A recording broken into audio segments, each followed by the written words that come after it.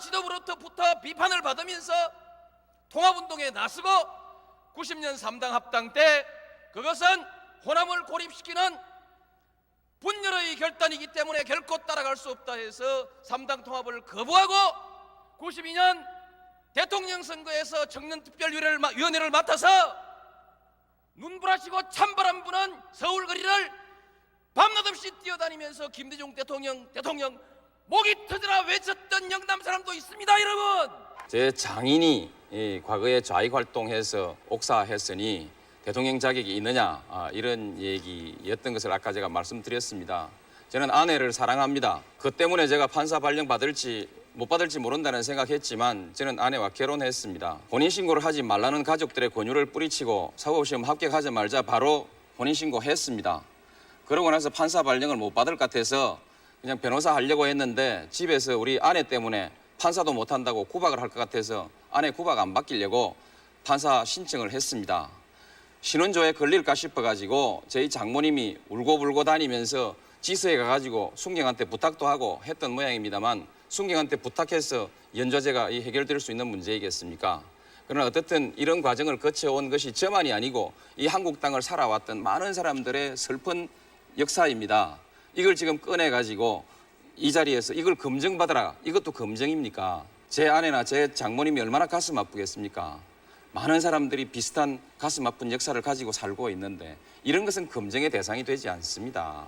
연좌제가 없어지는 사회, 그런 것을 문제 삼지 않는 사회로 가기 위해서 우리가 얼마나 많은 사람들이 땀 흘리고 피 흘리고 그렇게 노력해 왔습니까? 돈을 얼마만큼이나 쓰냐 참 궁금들 하실 겁니다. 근데 어느 일간지에서 경선 비용을 한 100억쯤 쓸 거라고 그렇게 얘기를 하길래 응급결에 나온 소리가 그 10분의 1만 좀 달라고 해라. 그러면 충분하고도 남겠다 이랬더니 우리 참모들이 그 10분의 1도 법에 걸립니다. 그러니까 그렇게 말하지 마십시오. 그래서 그 뒤부터 말 조심하고 있습니다.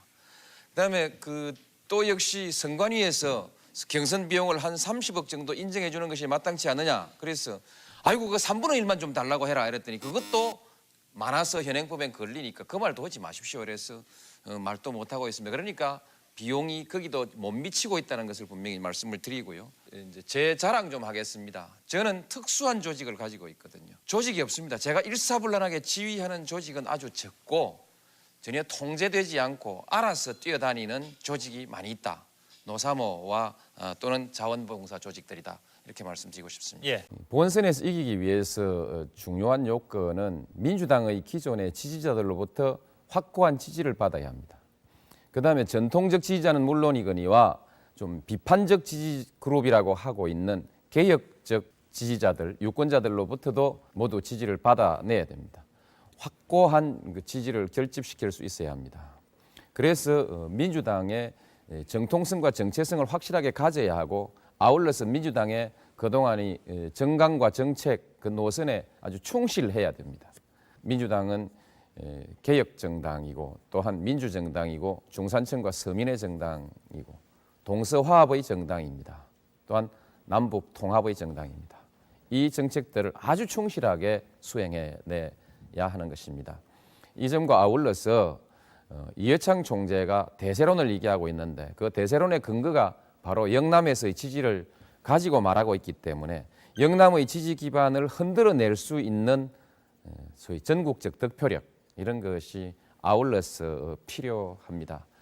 그런 점에 있어서 제가 아주 좋은 조건을 갖추고 있다고 생각합니다. 저는 여러 차례 민주당의 간판을 들고 영남에 도전해서 37% 안팎의 확고한 지지를 받았습니다. 이제 민주당에 제가 대통령 후보가 된다면 훨씬 더 높은 지지를 받을 수 있다고 생각합니다. 지역 분열의 정치가 우리의 정치를 왜곡시켜 왔습니다. 정치와 국민이 지역으로 갈라져서 대립하고 있는 한 어떤 정책도 어떤 정부도 어떤 대통령도 성공할 수 없습니다. 그러나 이제 지역 갈등은 사라지고 있습니다. 지난 3월 16일 광주 시민의 위대한 결단을 그날의 감동을 저는 영원히 잊지 못할 것입니다. 그 결단은 국민들의 가슴 속에 감동의 물결과 화합의 바람을 일으키고 있습니다. 이 결단으로 우리 민주당은 진정한 국민정당으로 다시 태어나고 있습니다. 이제 우리 정치 전체가 지역 대결을 벗어나야 합니다. 정당은 정책으로 경쟁해야 합니다. 약속드립니다. 제가 민주당과 함께 분열의 정치를 종식하고 통합의 정치를 실현하겠습니다. 어떤 지역도 차별받지 않도록 하고 어느 지역도 소외당하는 일이 없도록 관행과 제도를 확실하게 바로잡아 나가겠습니다.